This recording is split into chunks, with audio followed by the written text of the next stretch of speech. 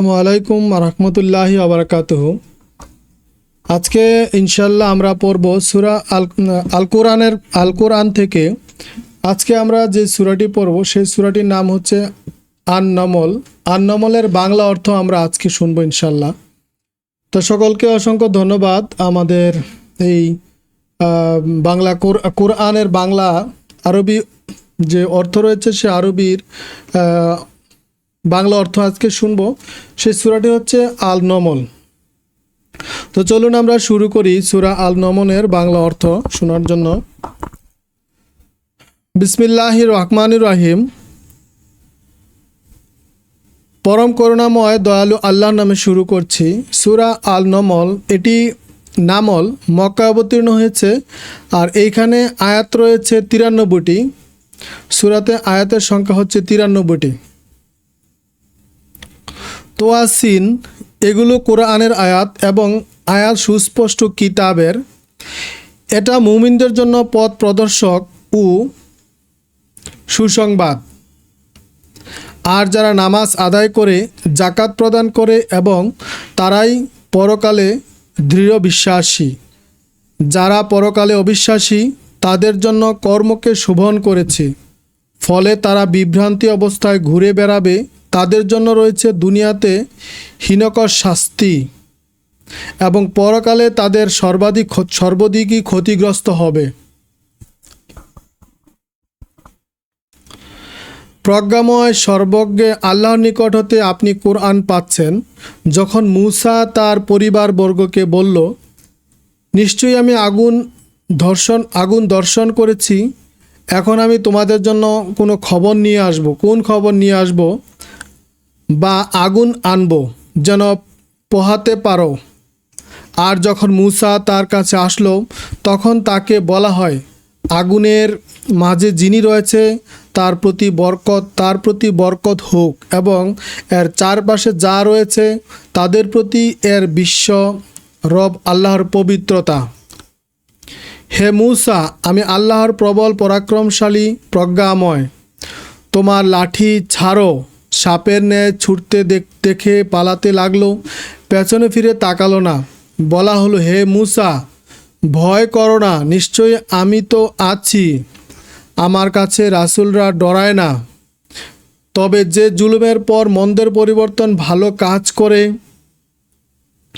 আমি ক্ষমাশীল এবং দয়ালু। তোমার হাতে স্বীয় বগলে প্রবেশ করাও, নির্দোষ শুভ্র হয়ে বের হবে। এটা ফেরাউন ও তার সম্প্রদায়ের প্রতি আনীত 9টি নির্দেশনার একটি। তারা ছিল অত্যন্ত সীমা লঙ্ঘনকারী জাতি। অবশেষে যখন তাদের কাছে সুস্পষ্ট আয়াত অবতীর্ণ হয় তখন তারা বলে, এটা তো সুস্পষ্ট জাদু। আর মনে মনে সত্য জানার পরও অন্যায় ও দম্ভ ভরে তা প্রত্যাখ্যান করে। অতঃপর দেখুন পরিণাম কি হয় বিপর্যয় সৃষ্টিকারীদের।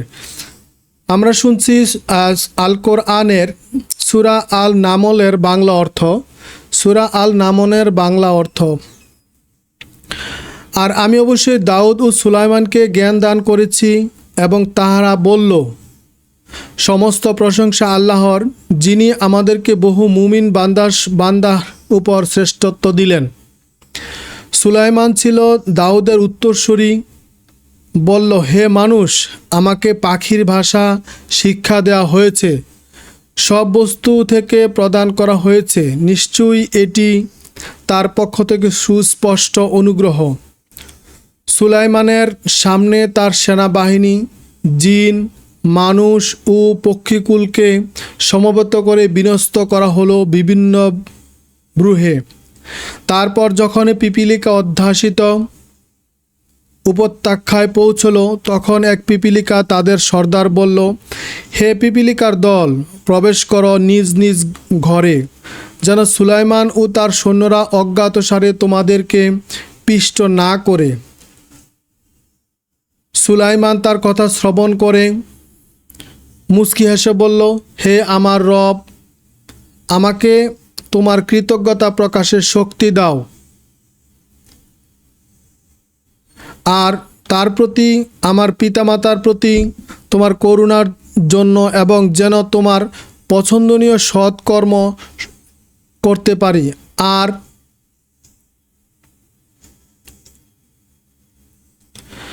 আর স্বকীয় দয়ায় আমাকে পুণ্যবান বান্দাদের দলভুক্ত করো। আমরা শুনছি কোরআন শরীফ থেকে, কোরআন শরীফের সূরা আন-নামলের বাংলা অর্থ। আর সে সুলাইমান পাখিদের খোঁজ খবর নিল, বলল, হুদহুদ পাখি দেখেছি না কেন? সে কি অনুপস্থিত? আমি অবশ্যই তাকে কঠোর শাস্তি প্রদান করব বা জবাহ করব, না হয় সে উপযুক্ত কারণ দর্শাবে। কিছুক্ষণ পর সে আসলো, তারপর বলল, আমি যা জানি আপনি তা জানেন না। দৃঢ় খবর নিয়ে সাবা হতে এসেছি। আমি একজন নারীকে তাদের উপর রাজত্ব করতে দেখেছি। সে প্রত্যেক প্রকার সরঞ্জাম প্রাপ্ত, আর সে এক বিরাট সিংহাসনের অধিকারী।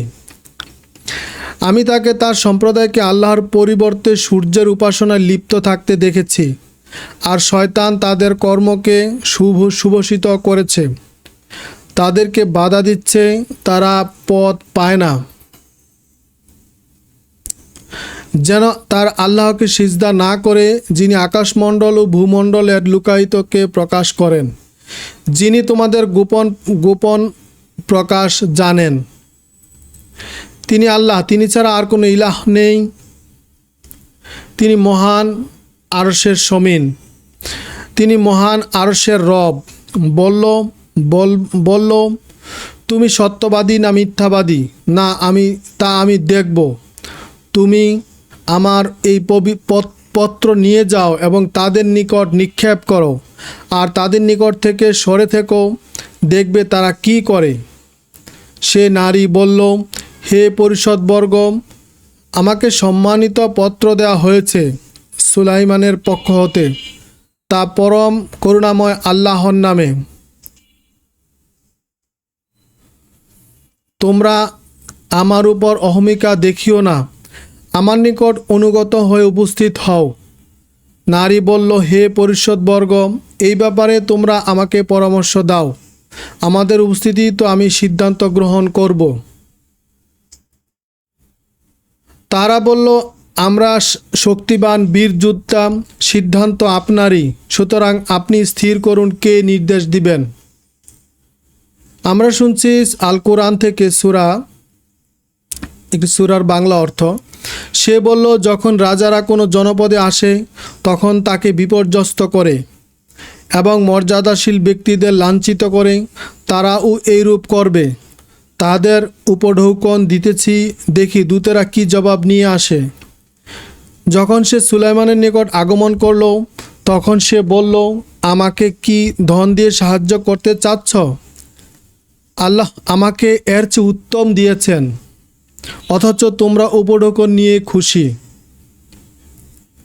আমরা শুনছি সূরা নামলের বাংলা অর্থ, কোরআন শরীফ থেকে সূরা নামলের বাংলা অর্থ। তোমরা ফিরে যাও তার নিকট, আমরা প্রতিরোধ সৈন্য নিয়ে এসেছি, তাদেরকে লাঞ্ছিত ও অবমানিতভাবে বহিষ্কার করব। বলল, হে পরিষদবর্গ, তার আত্মসমর্পণ করে আসার পূর্বে তোমাদের মাঝে এমন কে আছে যে তার সিংহাসন নিয়ে আসতে পারে? শক্তিধর এক জিন বলল, আপনি আসন ত্যাগ করার পূর্বেই আমি তা আপনার সম্মুখে হাজির করব। এই বিষয়ে আমি শক্তিধর বিশ্বস্ত। কিতাবের জ্ঞানী জিন বলল, আমি তো আপনার সামনে চোখের পলক ফেলার পূর্বেই আনব।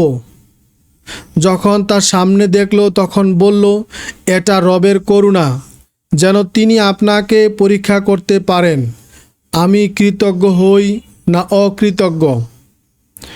সে কৃতজ্ঞ হয়, সে তো তার নিজের কল্যাণের জন্যই কৃতজ্ঞ হয়।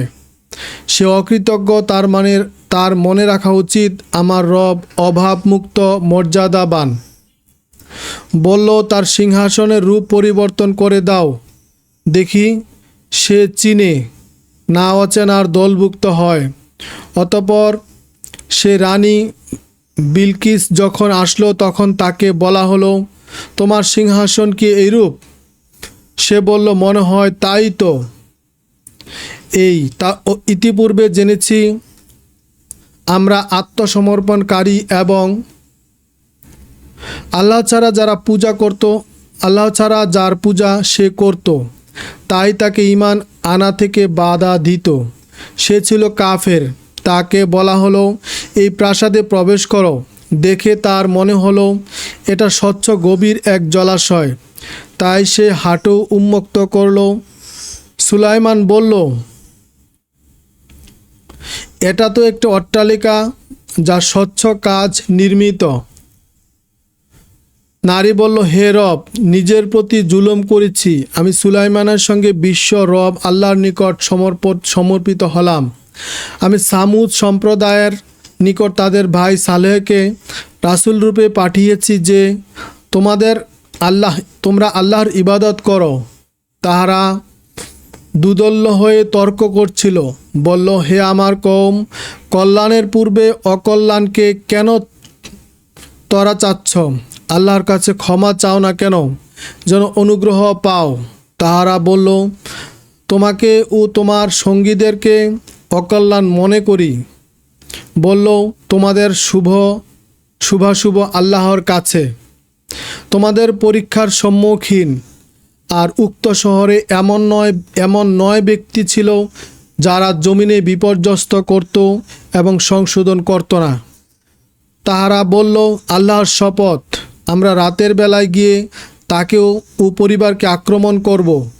পরে তার অভিভাবককে বলবো, হত্যায় আমরা ছিলাম না, এ বিষয়ে আমরা সত্যবাদী। আমরা শুনছি সূরা আল নামল থেকে। সূরা আল নামলের বাংলা অর্থ, তারা এক গোপন চক্রান্ত করল, আমি এক কৌশলী করলাম, কিন্তু তারা তা বুঝিনি। দেখুন তাদের চক্রান্তে পরিণাম ফল কি হলো। তাদের সম্প্রদায়কে সম্পূর্ণ ধ্বংস করলাম। অতঃপর তাদের জুলুমের কারণে তাদের বাড়িঘর জনশূন্য হয়ে পড়ে আছে। এতে অবশ্যই জ্ঞানীদের জন্য শিক্ষা আছে। আর আমি যারা মুমিন ও মুত্তাকি ছিল তাদেরকে উদ্ধার করলাম।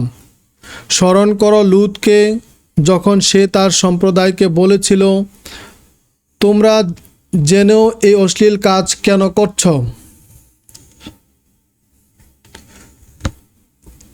তোমরা কি যৌন তৃপ্তি লাভের উদ্দেশ্যে নারী ছেড়ে পুরুষদের পেছনে ছুটে চলো?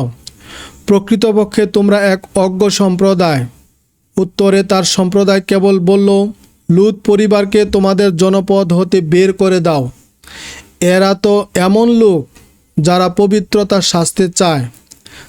অতঃপর আমি তার স্ত্রী ছাড়া তাকেও তার পরিবারকে মুক্তি দিলাম, তাকে ধ্বংস করলাম। আর আমি তাদের উপর বৃষ্টি বর্ষালাম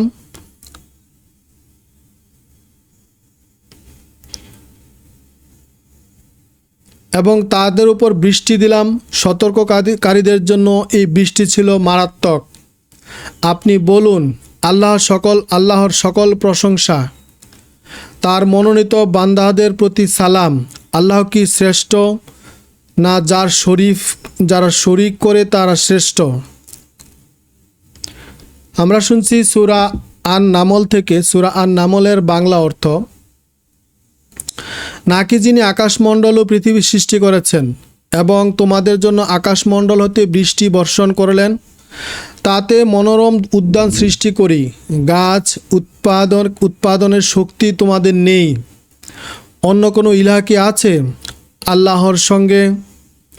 বরং তারা সত্য থেকে মুখ ফিরিয়ে এনেছে।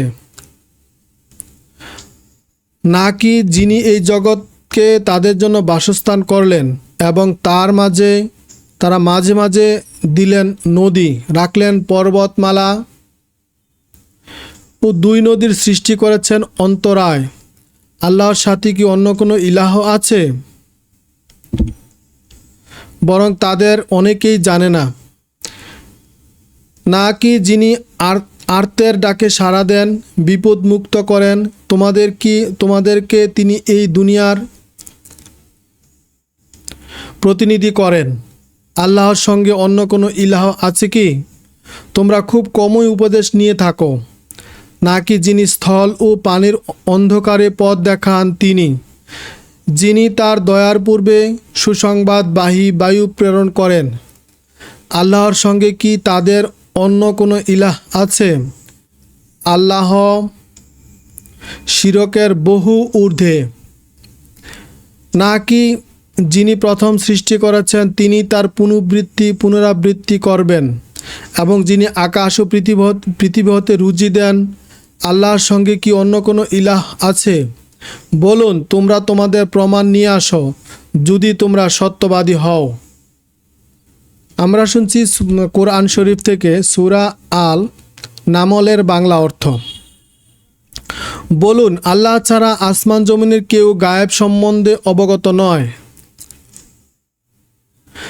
তারা জানে না কখন পুনরুত্থিত হবে। বস্তুত পরকাল সম্পর্কে তাদের জ্ঞান লোপ পেয়েছে। মূলত এই ব্যাপারে তারা সন্দেহের মধ্যে আপতিত আছে। তারা এই বিষয়ে অন্ধ। এবং কাফেররা বলে, আমরা ও আমাদের পূর্বপুরুষরা যদি মাটি হই তবুও কি আমাদের পুনরুত্থিত করা হবে?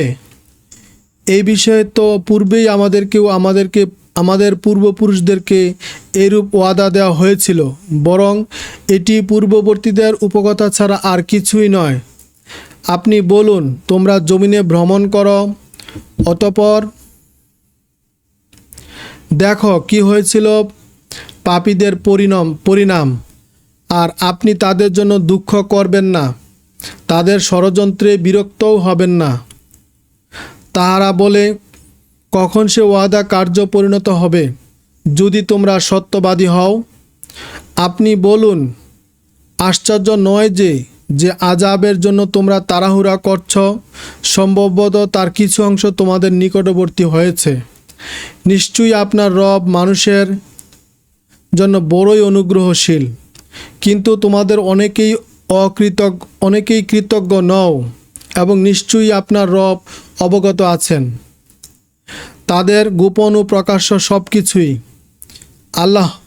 আকাশ ও মণ্ডল ও পৃথিবীর এমন কোনো কিছুই গোপন নেই যা স্পষ্ট কিতাবের লাউহে মাহফুজে নেই।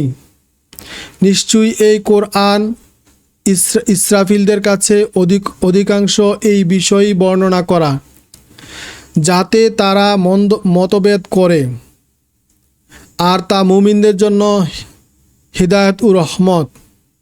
নিশ্চয়ই আপনার রব তাদের মাঝে মীমাংসা করবেন, তিনি বিজয়ী সর্বজ্ঞ।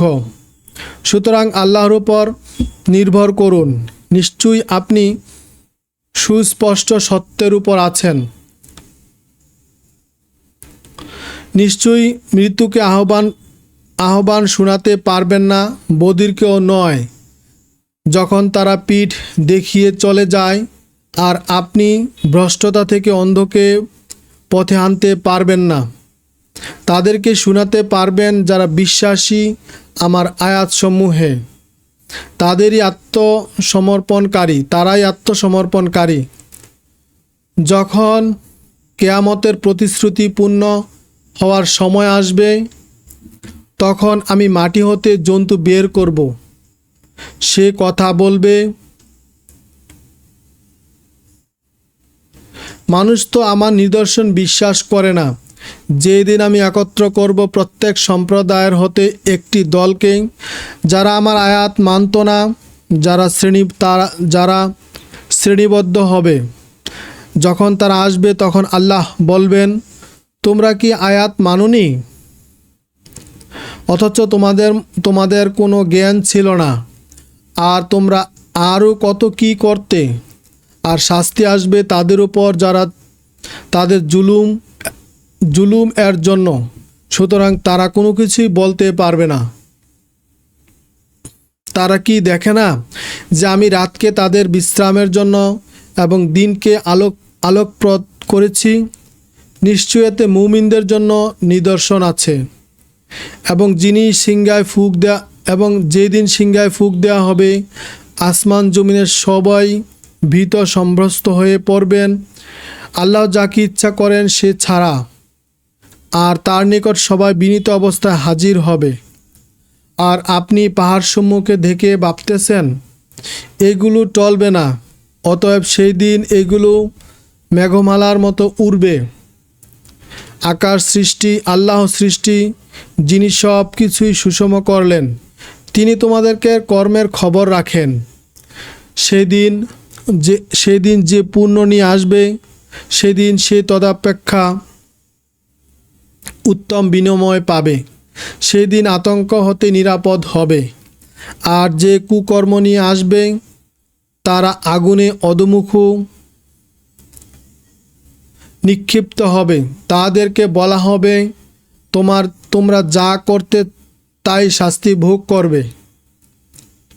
বলুন, আমি তো এই নগরীর রবের ইবাদত করতে আদিষ্ট হয়েছি, যিনি একে সম্মান দিয়েছেন এবং তারই সব কিছু। আর আমি আদিষ্ট হয়েছি যে আমি যেন তারই অনুগত হয়ে থাকি, আর যেন আমি কোরআন পড়ে শোনাই। আর যে সৎপথ অনুসরণ করে সে নিজের কল্যাণে সৎপথ অবলম্বন করে। আর যে ভ্রষ্ট হবে তাকে আপনি বলুন, আমি তো সতর্ককারী মাত্র। আপনি বলুন, সকল প্রশংসা একমাত্র আল্লাহরই। তিনি অতি শীঘ্রই তার নিদর্শনসমূহ দেখাবেন। তখন বুঝবে তোমাদের রব তোমাদের কর্ম সম্পর্কে গাফেল নন। তো ইনশাল্লাহ আমরা এই সূরাটি পরে শেষ করলাম। এরপরে আমরা সূরা পড়ব কাসওয়াস। আমরা